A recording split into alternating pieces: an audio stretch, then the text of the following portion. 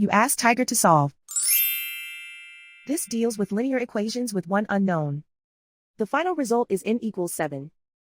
Let's solve it step by step. Simplify the expression. Expand the parentheses.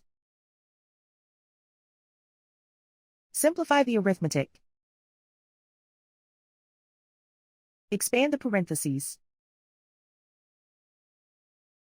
Multiply the coefficients. Simplify the arithmetic. Group all n terms on the left side of the equation.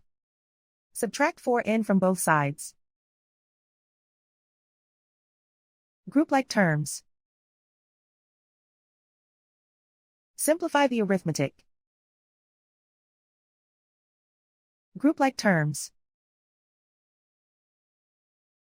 Simplify the arithmetic.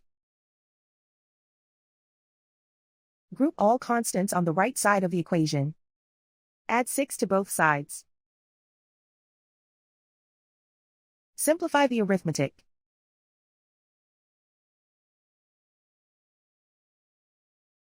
Isolate the n. Divide both sides by 2.